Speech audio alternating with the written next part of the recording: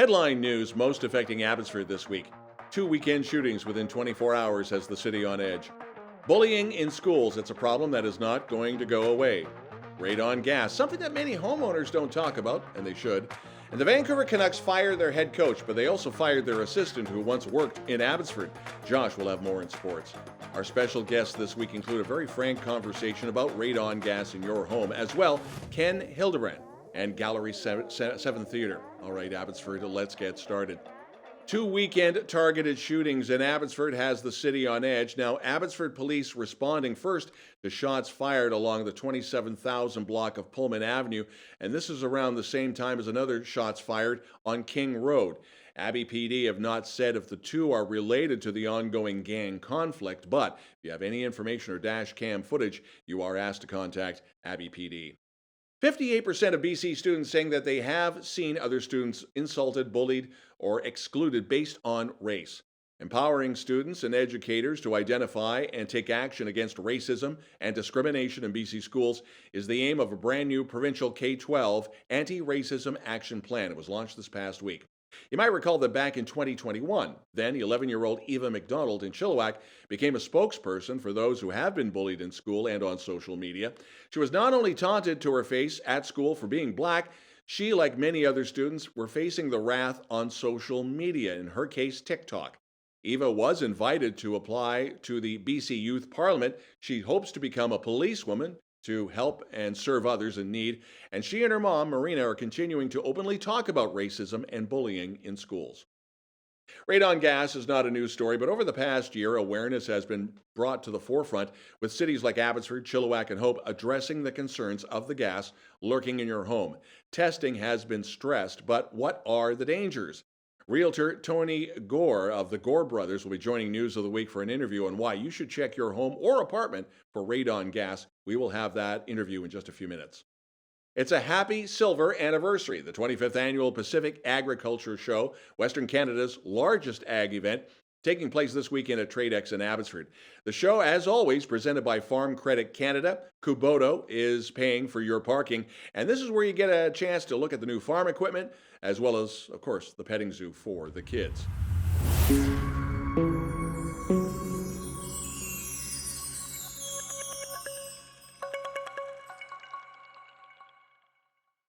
The City of Abbotsford has once again benefited from funding received from the Community Works Fund program, which was the stimulus for the completion of a number of road and infrastructure projects across the city in 2022. In total, the city receiving $6.3 million last year from the CWF.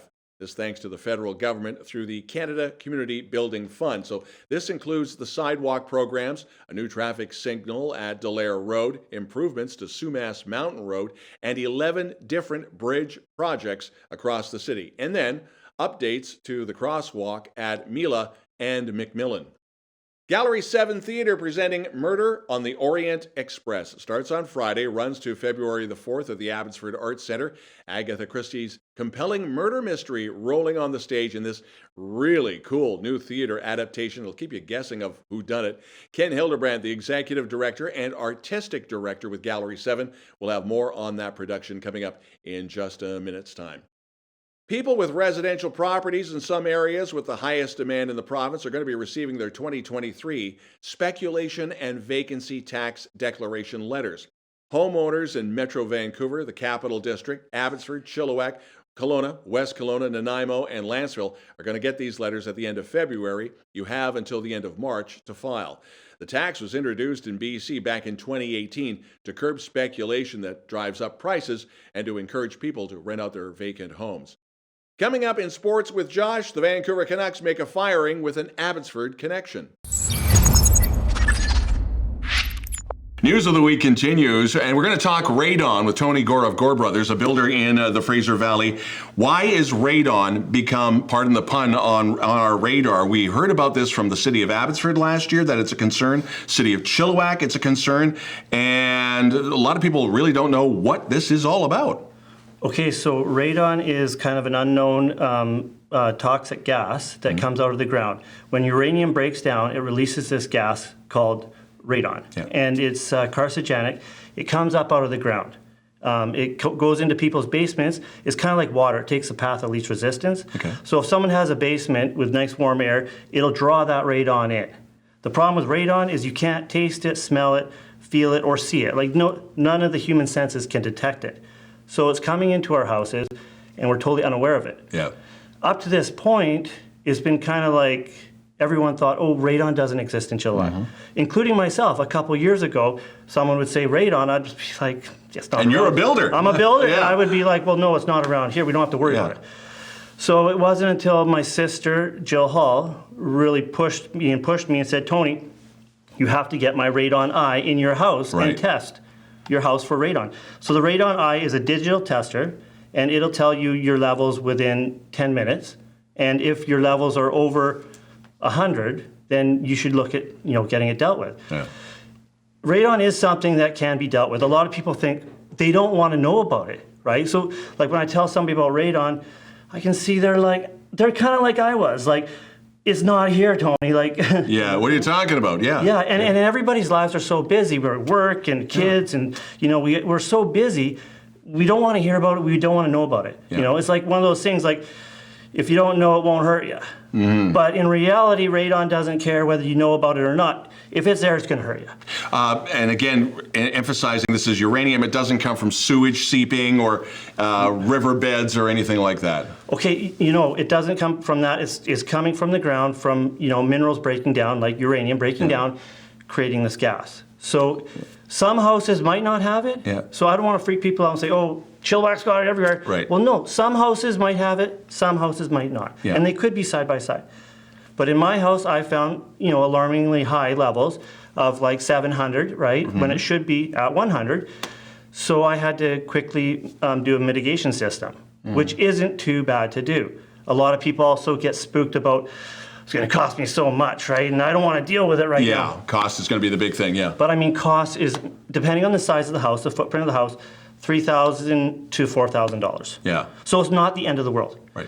The thing is, if a builder like myself was to put it in at construction stage, it's minimal cost. It could be $500 to $1,000 to install for a builder. Right. So that's why Jill and myself are pushing to get it in the building code in Chilliwack. That was our first goal. So when we found it in my house, we started telling family and friends because we're worried about people. So we started telling everybody, testing everything. We ended up testing a bunch of our rentals and friends and stuff, and about a third of them came back with unacceptable levels of radon. Yeah. And we were talking about testing houses. It's not just new houses or old houses. You were saying off air that it's literally a combination. It's a combination of everything and ages of houses. Okay. So, an old house, a new house, commercial and, daycares, everything should be tested, right?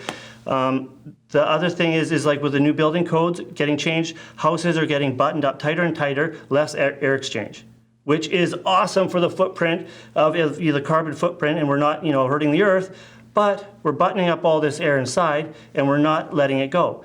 So radon's getting caught in our houses. Now, a test kit like that, what is that, $200, $300 or? This is about $250 on Amazon, and yeah, you'll have it in a week. When it comes to building codes, are we getting better at acknowledging this, or is it literally a case by case where the building code for Metro Vancouver is different from the interior Kamloops? Or? Yeah, so like Hope has it in their building code. Okay. Abbotsford has it in their building code. Chilliwack does not. But that being said, Chilliwack is really good. Okay. Chilliwack is on board. They sent out 400 test pucks, so they are definitely on the ball, and they're trying to get the problem, to figure out how bad it is. And those pucks look like this, by the way. And hopefully they will be changing the building code, so all builders will be putting in a system prior, to at the building stage, because it's to me it's a no-brainer. All Gore Brothers houses will have that system put in. And to me, it's a selling feature, right? So. Well, and again, you mentioned selling feature and a safety feature as well.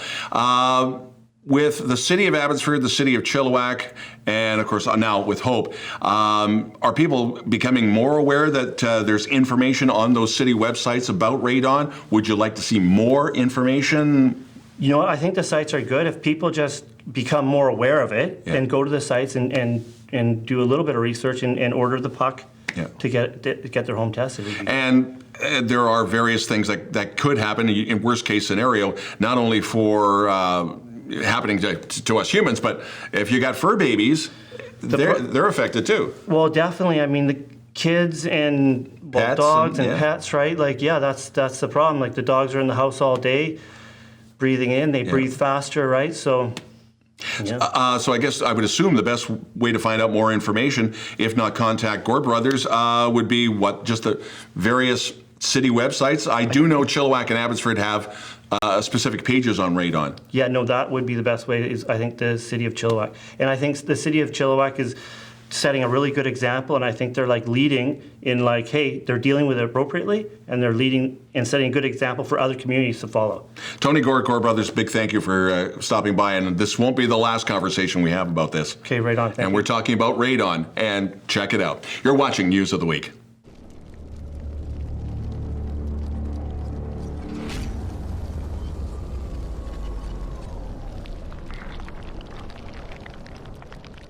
News of the Week continues with Ken Hildebrand, who is the Executive Director, Artistic Director, and when he's not doing that, he's actually painting sets and building sets with Gallery 7. Great to have you finally on the show. It's great to be here. Yeah, we have abbyTV up and running. Murder on the Orient Express. All right, this is going to be a ton of fun. What's different from, people have seen the movies. Mm-hmm. This is going to be a little bit different because it is on stage. What do we have? So this is a stage adaptation of the play that was written about 3-4 years ago. We've actually had this play in our back pocket for about 3 or 4 years. Okay. We wanted to have it as part of our 30th anniversary celebration season. That was back in 2020-21, but we all know that certain things happened that prevented some of these celebrations from going on. As well, so we're doing a belated birthday season celebration this year to celebrate 30 years of theater in Abbotsford, and we really wanted Murder on the Orient Express to be a part of that. And of course, as people know, that's a classic Agatha Christie story. You mentioned the film. Yeah, it came out about 5-6 years ago with Kenneth Branagh and a few other well-known movie stars. Helena Bonham Carter, I think, was in there. She's always with Kenneth somewhere. That's right. Yeah. And when I saw the film, I knew that there was some really interesting themes about justice and imperfect justice, and I knew that it had a place on the Gallery 7 stage because we like to do stuff that provokes, ask some questions, but invite people to have a whole lot of fun at the same time. And I'm really pleased with how things are coming together for that part. Excuse me, I'm thinking not only the last go-round on film, but the one I think that was back in the 70s as well. Don't expect, obviously elaborate sets, but don't expect the movie. This is, 1 or 2 sets, and then everything is tightened up, or? It's been a challenge to capture the Orient Express. So of course, this was a real live train. Agatha Christie, I believe, traveled on the Orient Express. She had similar experiences to what the travelers here experience. And it's a bit of a challenge. We are a community-based, volunteer-driven, essentially, theater company. So trying to capture the elegance of the train with the practicalities of a budget and the practicalities of the stage space requires audiences to use their imagination a little bit. But I think that's also part of the power and the fun about theater is that you don't need everything in order to get drawn into the story. So that's certainly our hope. Jeff Kears has done a great job designing the set. We've got various locations within the train, but luckily the Abbey Art Centre is equipped with some fly systems that allows us to fly certain scenery in and out, and I think they've done an exceptional job recreating this train. And who are the stars? So playing the role of Hercule Poirot is Derek Ward Hall. He actually has been involved with Gallery 7 for a number of years, but he took a hiatus because of other life circumstances, like getting married and taking on a new job. And so this is his first sort of triumphant return in the lead role. We have a lot of other Gallery 7 regulars who have appeared in many of our shows, but a lot of newcomers as well. Okay. And these performers come from all over the Fraser Valley, including Abbotsford and Hildebrand, Chilliwack, and other areas here in the Fraser Valley. Now, tickets are now available, and the show run is? That's right. Runs January 27th through February 4th at the Abbotsford Arts Centre, and you can get more information at our website at gallery7theatre.com. You can also buy tickets by phone by calling our phone number, and that's available on the website as well. But tickets are on sale. We open this Friday, January 27th, and we're looking forward to having a great start to this new year. And probably getting ahead of ourselves, we got, what, 2 more shows in the season? That's right. Following Murder on the Orient Express, we're already in rehearsals for it. We're finally getting to produce The Secret Garden. This is the Broadway musical version of the Frances Hodgson Burnett children's story. Really lovely story about healing and forgiveness and new life. And I think audiences are going to be in for a real treat. The music is just absolutely beautiful. And then we're going to wrap up the season with a farce called Jeeves Intervenes, and it's based on the P.J. Woodhouse characters. Okay. And I think people are in for a lot of fun with that show as well. Ken Hildebrand, Executive and Artistic Director, Gallery 7, you are always welcome here. Well, thank you for having me. I feel very welcome. Good. Well, thank you. You're watching News of the Week. How's it going, Abbotsford? Josh here with you once again. Welcome back to sports. Thank you for tuning in as always. We got a lot to get into today, so let's just jump right into it. BC hockey fans are still reeling over the Vancouver Canucks firing of beloved head coach Bruce, there it is, Boudreau, and replacing him earlier this week with Rick Tocchet. Sergei Gonchar, and Adam Foote are the new assistant coaches. But lost in the media frenzy around that was the fact that the Abbotsford Canucks' first ever head coach, Trent Cull, was also fired as part of this move.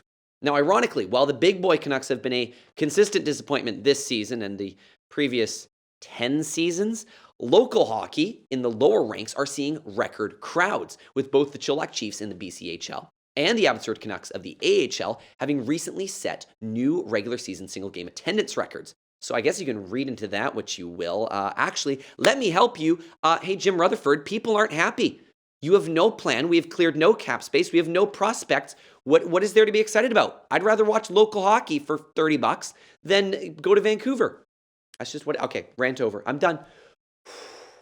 On to the rest of sports, where speaking of affordable local hockey, for $30 a ticket, you can watch the Abbotsford Canucks play Tucson at the Abbotsford Centre on February 11th. But even more than that, the ticket price is also a fundraiser for Chilliwack Minor Hockey Association. And the CMHA is offering prizes to their teams that can sell the most tickets. So rewards for top team ticket sales include the top U6 to U8 team gets to high-five Canucks players in the tunnel. The top 2 U9 teams get to play an exhibition game during intermission. That's super cool. And the top U11 to U21 team gets to sit on the bench for warm-up, while you, the ones actually buying the tickets, have the knowledge that you played a part in a young hockey player's dream of being among the pros. More information and how to purchase those tickets is available on the Chilliwack Minor Hockey Association's social media. Now, while we're on the topic, congratulations as well to Chilliwack Minor Hockey's U13A2 team on their championship this Sunday at Vernon Winter Classic. So congratulations to them. Now, on to more positive news, as it was a double podium day for Canada at last Sunday's FIS Ski World Cup in Sweden. Local boy Reese Howden from Cultus Lake capped a strong weekend with a win in the men's race, and Marielle Thompson from Whistler raced to third place in the women's race. After the race, Howden said, quote, "It's pretty sweet. It's been a lot of work, and having to do 5 races a day is tough. Fortunately, right now I'm fast and I'm focused mentally to control what I can and fighting to just keep sending it. It seems to be working out for me, and I want to keep it rolling," end quote. Ski Cross returns to World Cup racing in Austria, February 16th and 17th. Congrats again to Reese. The Abbotsford Pilots, Mission City Outlaws, and Chilliwack Jets are all part of the Pacific Junior Hockey League, but there are rumblings that another team may be entering the league. A cryptic posting came out on social media earlier this week, suggesting that something big was coming to the Port Coquitlam hockey scene. My guess, and this is just me, I'm not an insider, but I would say an expansion team for Port Coquitlam will be coming to the Pacific Junior Hockey League. So stay tuned to Chilled TV, to Abbotsford TV for more details. This is a big deal for local lacrosse. The Mission Minor Lacrosse Club will be hosting teams from all across British Columbia for the year-end provincial championships for women's box lacrosse. The players will compete for the provincial championship in age groups ranging from U13 all the way up to U21. The tournament will be hosted primarily at the Mission Leisure Centre, while also using one floor at the ARC in Abbotsford. Now, an event of this size requires a huge number of volunteers to welcome and support the various teams that are going to be coming into town for the tournament. So if you are able to help out in any capacity, please reach out to Mission Minor Lacrosse on social media. All right, that's all we've got for today. Thank you as always for tuning in. I will see you next week. Now we're going to go to Cari with the weather.